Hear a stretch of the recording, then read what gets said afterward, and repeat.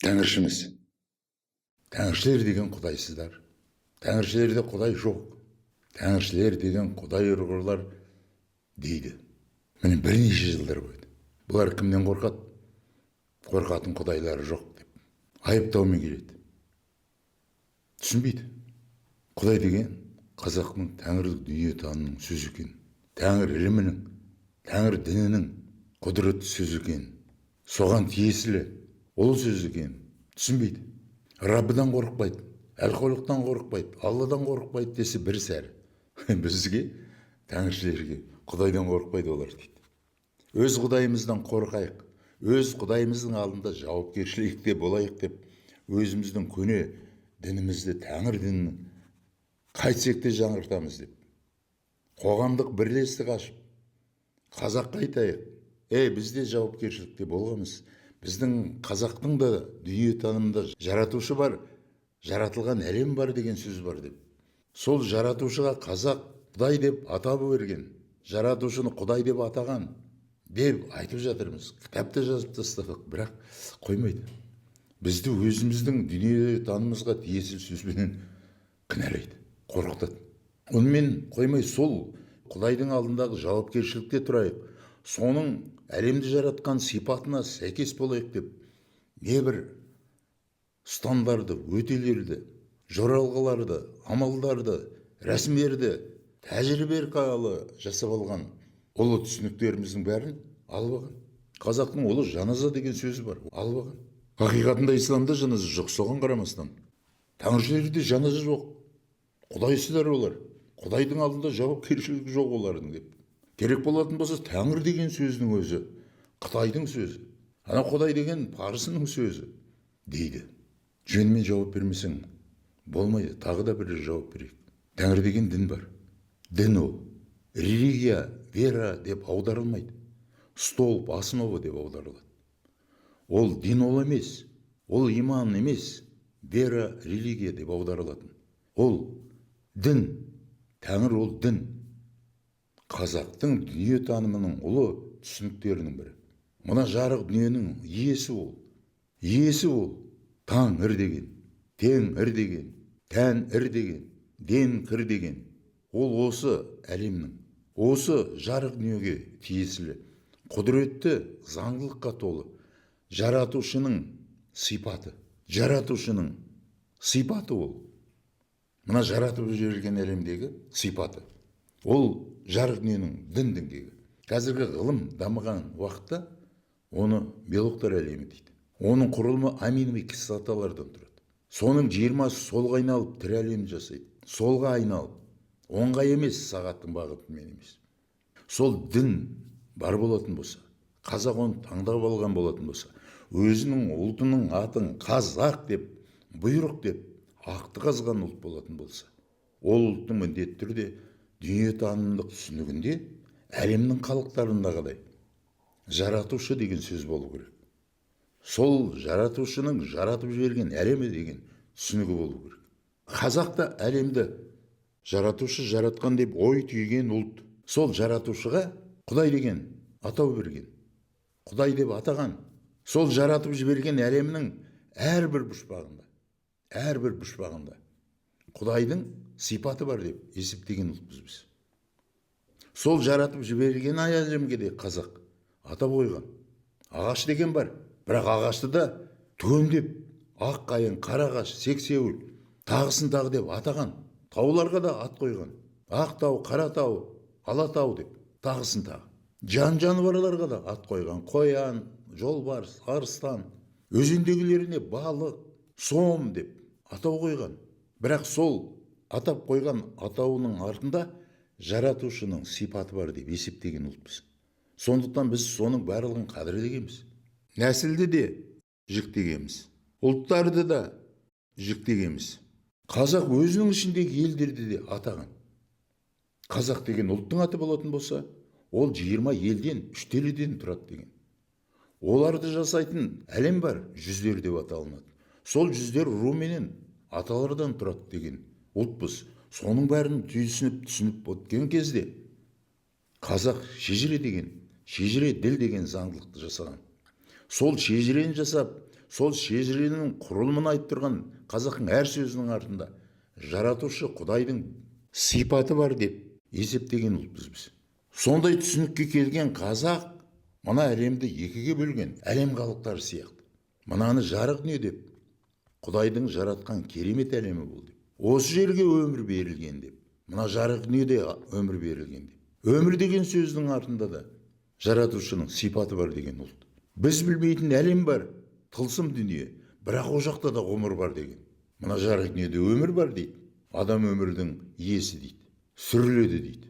Тылсым дүниеде ғұмыр бар дейді. Әруақтар оның иесі дейді. Зерттеп зерделесең оның бәрі тіріден тұрады. О жақта ғұмыр деген сөз тіршілік бар деген сөз. О жақта да тіршілік бар деген сөз. Тылсым дүниеде ғұмыр бар. Әруақ соның иесі деген. Бұл сөздің артында да, бұл түсініктің артында да, оны баламалап тұрған сөздің артында да жаратушы Құдайдың сипаты бар деген. Сол уақытта адамның өмірден озатынын да білген. Мына өмір мен ғұмырдың ортасында өлімнің сәті бар екенін білген. Сәтіні өлтірмейді, алады деген. Өлім өлтірмейді, алады. Өмір түгесіліп ғұмырға кететін сәтте қазақ жанға аза салған. Жан дегенде адамның денесіндегі жанып тұрған қызуды айтқан жан деп. Яғни адамның денесінде жанып тұрған отты айтқан. Қазіргі ғылымның тілімен айтсаң, температура деп аталынады. Сол жанның өзі жаратушы Құдайымыздың сипаты деп есептеген. Қадір деген, қасиет деген өшіп қалған күннің өзінде. Ол өшпейтін мәңгілік.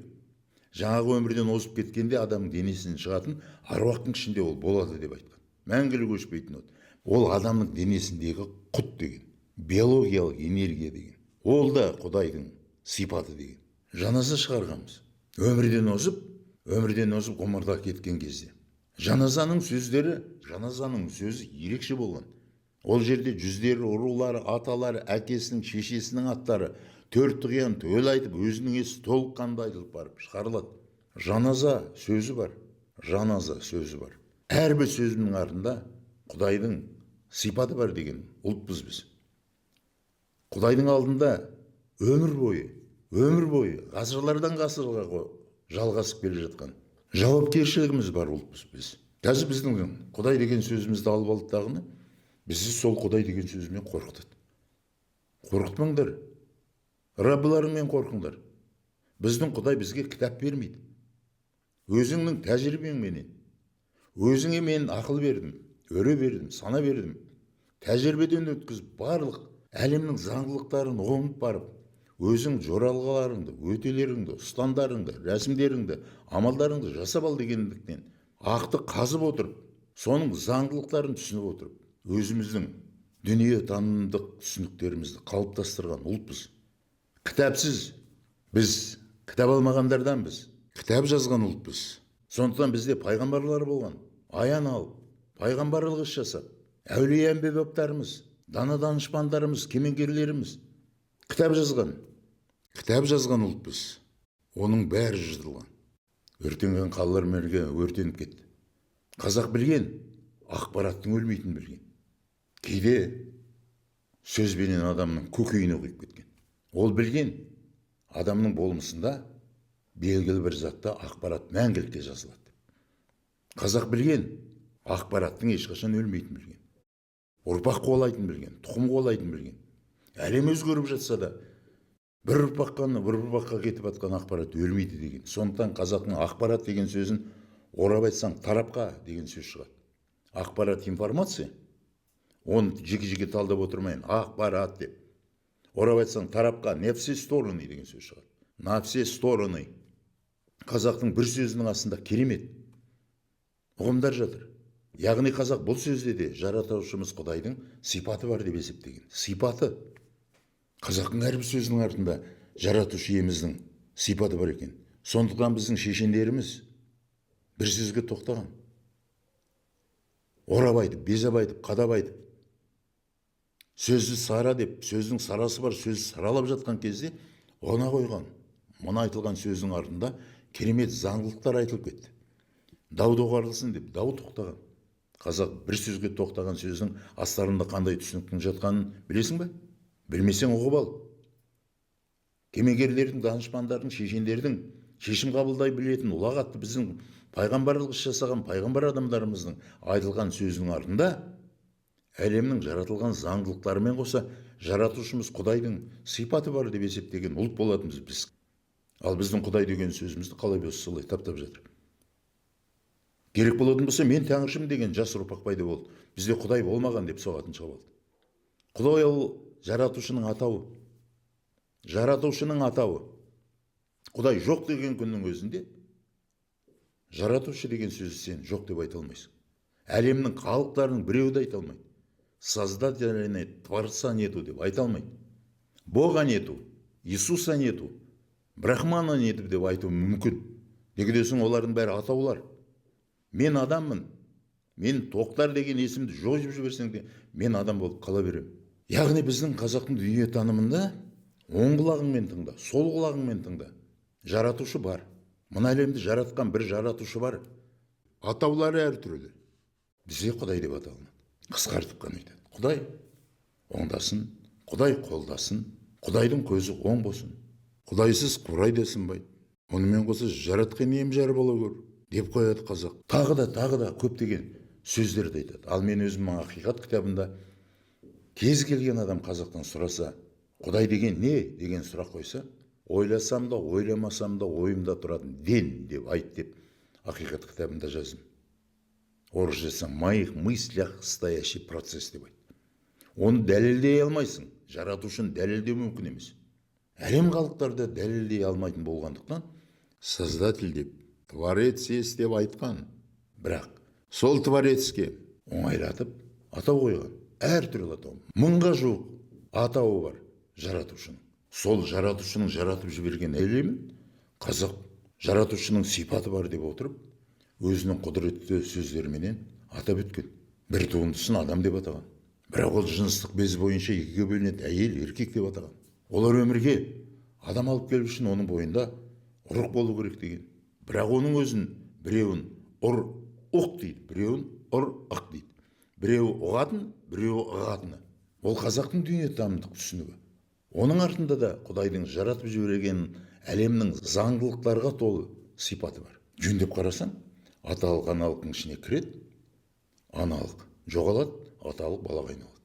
Бірақ аналық бүткіл өзгермейтін ақпараттарын, төрт жұртынан келген ақпаратын жаңағы болашақта өмірге келетін балаға түгелмен тастап кетеді. Аталықта 50%, аналықта 50% тастайды.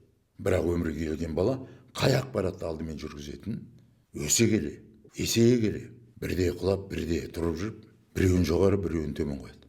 Түсінесіз бе қалай? Сол өмірге келіп атқан балалардың өзін шақалақ, сәби, нәресте, перзент, ұлан деп қазақ атау берген. Оларға ерекше белгісінде қызына да, ұлына да шаштарын өрген. Ол келіп атқан баланың ерекшелігін белінде тұрған көк тамғаға байланысты нақтылаған. Өмірге бала келіп ататын болса, қазақ тәжірибесінен өткізіп отырып тұрып, қазіргі генетикалық ғылымынан кем емес шежіре заңдылығын түзген. Сондықтан мен шежіре дегенде генетика деп ойлаймын. Сонда қазақ шежіресі генетика қазақы болады. Ал генетика деген, генезис деген гректің сөзінен алған, орысша происхождение, қазақша жаратылу деген сөз. Яғни қазақ шежіресі қазақтың жаратылуы. Басынан өткен тарихтардың оқиған емес. Аталық, аналық, жатыр, өмірге келу, генетика әлемі. Одан кейін бараттағыны қазақ. Бұл ғажап әлем. Бұл жаратушының заңдастырып тастаған сипатының бір түрі. Демек оның заңдылығы болу керек деп қазақ шежіре ділін жасаған. Оның барлығына атау қойған.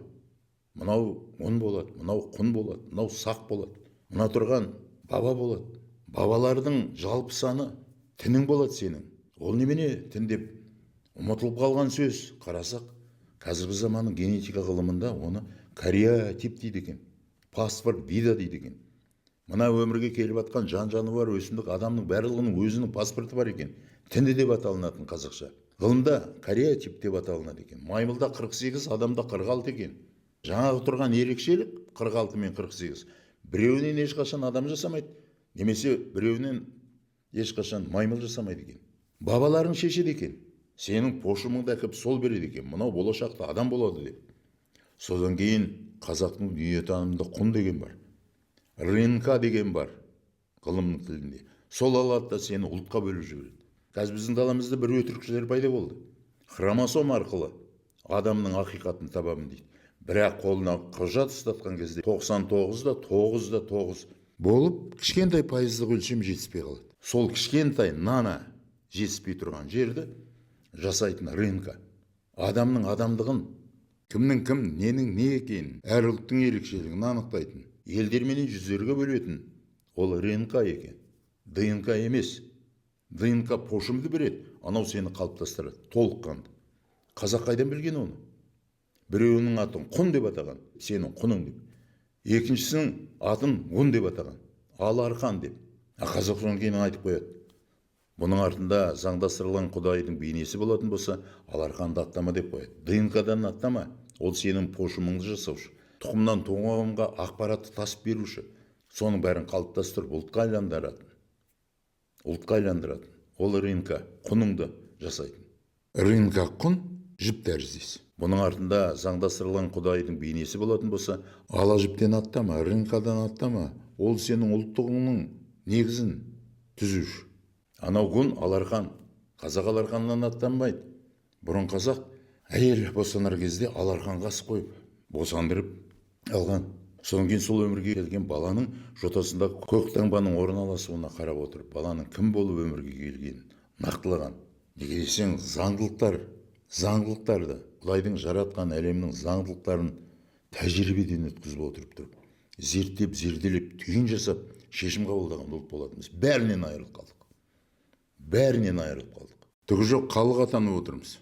Барымызды түгендейін десек, мына оппоненттер ал болған. Тозаққа кетесің. Өздерінде сөз бар ғой, бір әрпі орнынан ауыспаған, бірақ кітаптары бар ғой, Құран деп аталынады. Сол Құранда тұрған бүткіл терминдарды пайдалану керек қой. Жәннат, жаһаннам, барзақ деп, тағысын тағы. Біздің қазақтың дүниетанымын алатағын, сен тозақта құрисың дейді. Біздің дүниетанымызда, қазақтың дүниетанымында Құдайдың, жаратушы Құдайымыздың алдындағы жауапкершілік, соның заңдылықтарының жауапкершілігінің алдында тұрған қазақ жеті көктің ар жағында деп айтпайды. Тозып қалған ақ ол сенің денеңде болады. Мына тұрған табиғатта болады. Быт-шыты шығады, тозып кетеді. Тозақ деген сөзді орап айтсаң, қаз от деген шығады. Отты қазып қаласың, өртенеді, құриды.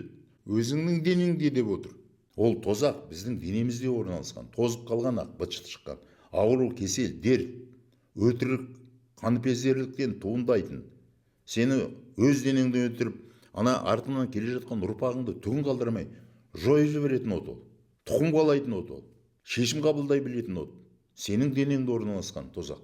Жұмақ, әдемі жұмылу. Одан кейін құрдым деген бар. Одан кейін бізде там оқ деген бар. Адам өмірден озар кезде, ақпараттар бір жерге жиналып атқан кезде, әруақтың маңына мұрынның ұшынан басталып, суи бастады. Денең қалшылдап, тамып бара жатқан дұғасың. Сол уақытта құматасың. Тамық деген орап айтсаң құмат.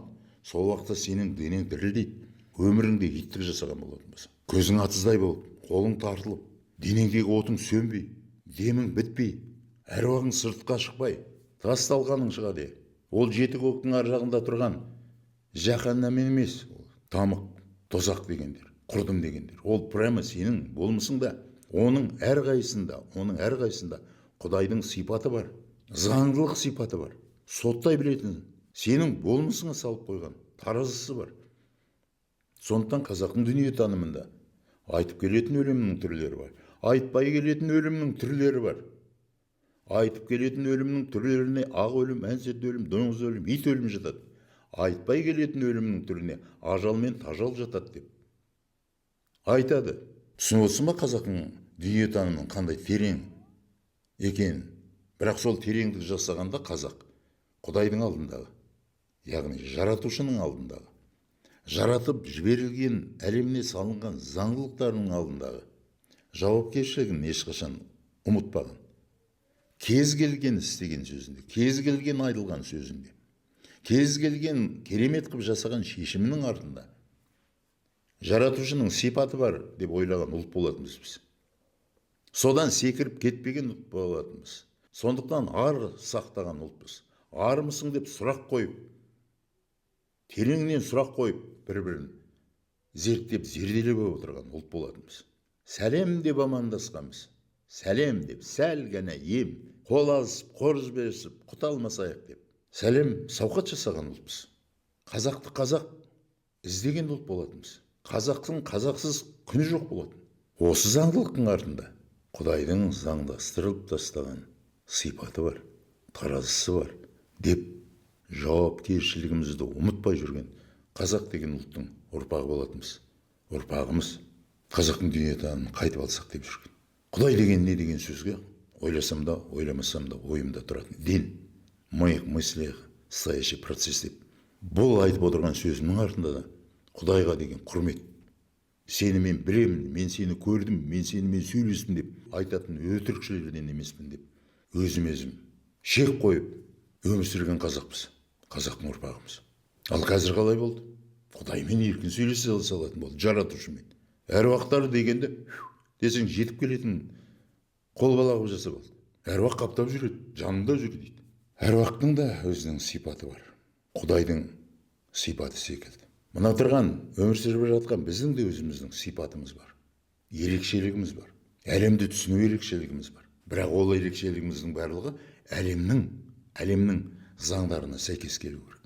Құдайменен сөйлеспейді. Құдайменен тіл қатысады. Мен Құдайменен тіл қатыстым деген, оны көрдім дегеннің барлығы өтірікші. Әруақты шақырсам келеді деген адамның барлығы өтірікші. Себебі қазақ былай дейді: өміріңе қарай өлімің, өліміңе қарай әруағыңның тіктелуі дейді. Өмірден озғанның барлығы әруақ болып тіктеліп кете алмайды. Қайталап айтамын, қазақтың дүниетанымында өміріңе қарай өлімің, өліміңе қарай тіктелуің дейді. Әруақтар тіктеледі. Көріну ерекшеліктері бар. Біреуі адам бейнесінде ие болып көрінеді, біреуі жан-жануар болып кие болып көрінеді. Біздің аңыз болып қалған кейбір батырларымыздың жанында киесі болған. Мына ұлы жүздің ұлы ақындарының бірі Жамбылдың жанында қызыл жолбарысы болған, киесі болған. Тағысын тағы. Біреуінде арыстан, біреуінде жолбарыс, біреулерінде бақа-шаян. Кие болып көрінді ма? Міндетті түрде жейтін наныңды беріп, шырағыңды жағып отырып, киеден ие бейнесінде көрінетінге айландыруың керек. Адам бейнесінде ие болып келгендер ғана өз ұрпағынан өзі қайтадан өмірге келіп діттеледі. Діттелу деген инкарнация емес, реинкарнация емес. Ұрпағынан қайта өмірге келу. Ал қайта өмірге келетіндері өзінің артында қалған ұрпағына ие болып, адам болып көрінеді. Кие болғандар келе алмайды. Олардың бәрін қайтадан тіктеу керек екен. Сондықтан ысқырдым, келді, шақырдым, жетіп келді деген өтірікті айта бермеңдер. Неге десең, енің артында да, киенің артында да әруақ деп аталынатын ұлы қазақтың дүниетанымдық түсінігінің артында өмірде бар. Материалды заттың артында жаратушы Құдайымыздың сипаты бар. Әлемдерді жаратқан жаратушы бар. Бізде оны Құдай деп атайды. Исламда жаратушыны әл-Холық дейді. Сол әл-Холықтың Раббы деген атауы бар. Сол Раббының Аллах, Илах және 99 көркем есімі бар. Бізде сипаты бар, оларда көркем есімі бар. Олар көркем есімді түгелменен баламасын жазып қойып құрметтейді. Бұл дінменен, қазақтың дініменен, исламның динолының бір-біріне ұқсасы. Бізде сипаты болады екен, оларда есімі болады екен. Енді алып, есімді қоя салып сипат деп жүрмесе болды, қазақтың сөзін пайдаланып. Немесе қазақ сипат деген сөз арабтың сөзі деп соққыламасы болды. Біздің сипат деген сөзімізді, қазақтың керемет сөздерінің барлығын біздің даламыздан өткен саудагерлердің бәрі білген. Солай. Осы жаңа бір сөз айтты. Өміріңе қарай өлімің деді. Ал өмір сүріп атқан кезде адаммын деп отырғанның құлайтын сәті болады екен. Ол құлдырауы адамдықтан, адамгершіліктен кетіп қалғаннан кейін кісіге айналады. Жүз құбылатын. Одан кейін пендеге айналады. Миллиондаған сұрақтың жауабын білмейді. Біреулерден естіп алады дағын, сол естіген сөзін мен білемін деп өтірікті соғады. Ар жағында тұрған жұмбақты білмейтін сұмырайлар бар. Қазақтар оны пенде дейді. Солар жазмыш пен озмыштың ортасында жүреді дейді. Сол жазмыш пен озмыштың ортасында өйтіп бүйтіп күн көріп жүрген сәтті қазақ күйттеу дейді. Бұл қазақтың дүниетанымы. Ешкімде жоқ. Яғни қазақ адамның құлдырау сәтінде нақтылап тұрып айтып кеткен. Аяғына тұрағын салып берген. Сен күйттеу жүрсің өмірді. Біреуден озып, біреуден қалып қалсаң кіжініп озамын деп. Озып кетсең мақтанып, шіреніп. Тек қана тіршілік жасап өмір сүріп жүрген жоқсың сен. Күйттеп жүрсің. Пұл қуып жүрсің. Дүние қуып жүрсің. Өмір сүруің керек қой. Деп қазақ аяғының астына тіреуіп салып бергенде есін жиып алған қазақ мына жарық не деген түсінік өзгеріп өмір сүруге ұмытылған. Қазір біз қалай жасап жатырмыз? Ақша тап, Қытайдан алып кел, 10 теңгеге, мына жерде 10 мың теңгеге сат, миллион ақша таптым деп қояды. Күйттеп жүрсің, бауырым, күйттеп жүрсіңдер. Жазмыш пен озмыштың ортасында бірде озып, бірде қалып, бірде озып. Міне қазақтың дүниетанымы қандай. Осы заңдылықтың ортасында Құдайдың, жаратушының сипаты, заңдылыққа толы сипаты бар. Жауапкершіліктесің. Қазақ өлшемін айтып қойды ма, бұзушы болма. Жауапкершілігіңді ұмытпа. Мен кереметпін, өмірдің заңдылықтарының белшесінен басып өтемін деп ойлама. Осы жерде шірейсің, осы жерде тозасың, осы жерде қолын ұшырайсың. Осы жерде тамыққа түсесің. Қалай түсесің? Артындағы ұрпағың шашылып кетеді. Қайтып келу заңдылығынан айырылып қаласың. Бір өз басыңа келмейді. 4 жұртыңа келеді. Керек болатын болса еріңе келеді. 20 елден тұрамыз. Соның әрқайсысын айтқан, еліңді құртайын деп отырсың сен. Еліңнің ішіндегі ақпараттарды құртайын деп отырсың. Құртып жатырсың деп. Өзі-ақ құртып жіберген. Тозып кетші деп. Тоздырып жүрген. Міне осындай ұлт болатынбыз. Құдайдың алдында жауапкершілігі бар ұлт болатынбыз. Неге десең, әрбір атқарып жатырған ісімнің артында, әрбір айтқан сөзімнің артында оның сипаты бар, оның заңдылыққа толы, бұзуға болмайтын сипаты бар. Жауапкершілікте тұрмын деп. Жаратушының алдында көріп тұрмаса да ойынан тастамаған, жадында сақтаған. Сондықтан жаңағы сөз айтылады. Құдай дегеніміз ойласақ та ойламасақ та ойымызда тұратын ден деп. Думаю, не думаю, моих мыслях стоящий процесс дейді. Жауапкершіліктің ең үлкен заңдылығы ол.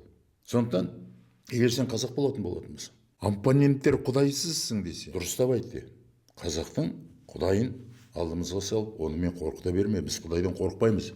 Құдайдың жаратып жіберген әлеміндегі заңдылыққа толы сипаттарынан, соның заңдылықтарынан қорқамыз біз. Сол заңдылықтарды түгендеп, заңдастырып тастаған қазақтың аманаты, мирасы, мұрасының ішінде тұрған заңдылықтардан қорқамыз. 4 даналығы бар қазақтың тастап кеткен. Содан қорқамыз деп айт. Түсінбесең тағы да түсіндіріп айтайын. Өсиеті тіліңді ұмытпа дейді. Жаңағы айтылып отырған сөздерінің барлығы қазақтың, Құдайдың жаратқан әлемінің сипатын атау беріп қойған сөздер. Құдай дегенде соған жатады. Тілімізді құрметтейтін ұлтпыз. Діліңді ұмытпа дейді өсиеттің біреуі. Ділің деген ол генетикалық кодың. Әлемде бірде-бір халықта жоқ. Шежіре тіл деген. Бізде бар. Тінің ол сенің. Кариативің, паспортың. Ол сенің құның. Пешенектің ішінде орналасып, ұлтқа айландыратын. Одан кейін дініңді ұмытпа дейді. Тәңір дініңді ұмытпа дейді. Ол сенің дін діңгегің, ол биологтар әлемі. Мына тұрған жарық дүниенің негізін құратын. Солға айналып тірі әлемін жасайды. Биологсыз тіршілік жоқ.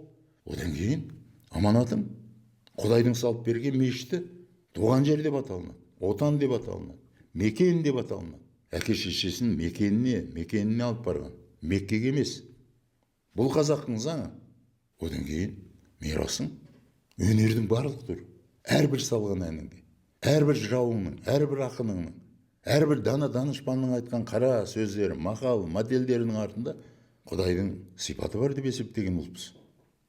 Одан кейін мұра, бүткіл салт, дәстүр, әдет ғұрпың заңдастырып тастаған.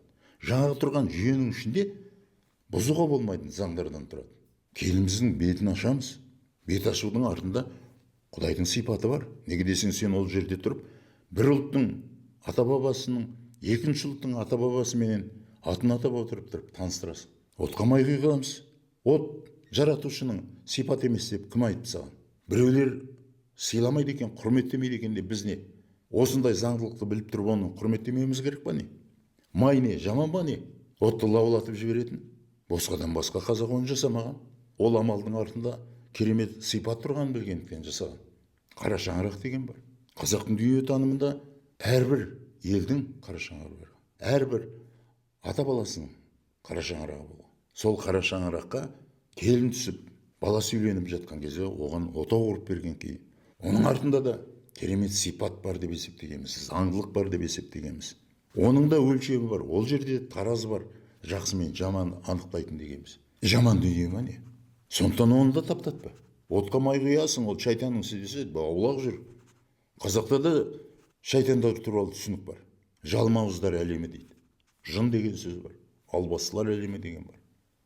Олардың бәрін қазақтың дүниетанымында біздің көршіналарымыз қошына, басқаларда көршіні қошына дейді. Бізде басқа әлемді, мына жалмауыздар әлемін денеңде орналасқан, немесе денеңе кіргісі келіп жатқан әлемнің барлығын, микробтар, бактериялар әлемін, вирустар әлемін қазақтар қошыналар дейді. Оларды да құрметтеген ұлтпыз. Олардың келіп кетіп жатқанын да біліп отырған ұлтпыз. Оларға да тамақты ерекше берген ұлтпыз. Қошынамыз деп жан жануарларға да жақсылық жасағанбыз. Қасқырдың бөлтірік дегенін білетін болсақ, алып барып өзіміз құдайлық ретінде оған бір қойымызды апарып бергенбіз. От арды қырып кетпесін деп. Қайталап айтамын соның өзінде. Яғни қазақтың дүниетанымын әрін келсе таптатпа. Неге десең, сен жаратушының алдында жауапкершілікте болған ұлт боласың. Бұдан кейін де сенің ұрпағың, сен өмірге қайтадан қайтып келгенде де жауапкершілікте тұрасың. Жаратушы бар. Бізде оған атау қойған Құдай деп. Оның жаратқан әлемі бар. Әрбір пұшпағында оның сипаты бар. Заңдастырып тасталған, таразысын салып тастаған, өлшемдерді қойып қойған. Керемет сипаты бар. Осы құрметті оппоненттер, бізді Құдаймен қорқытпай қойыңдар. Ал қорқытпау үшін өздерінің раббыларың, аллахтарың, илақтарыңды айтып жатқан кезде ауытқып кетіп қазақтың Құдай деген сөзін пайдаланба. Қазақтың Құдайы кітап бермейді. Қазақтың Құдайы адамға шешім қабылдау үшін өлшеп берген, ой дегенді берген, ойлануды берген, ақылды берген, өрені берген, сананы берген, ден заңдылығын берген. Сол арқылы өзіміз шешім қабылдап, Құдайға шүкір ұрпақ туып жатқан ұлтпыз. Данасы бар, данышпаны бар, кемеңгері бар, ақыма бар, есалаңы бар, арыз қой сұмырайы бар.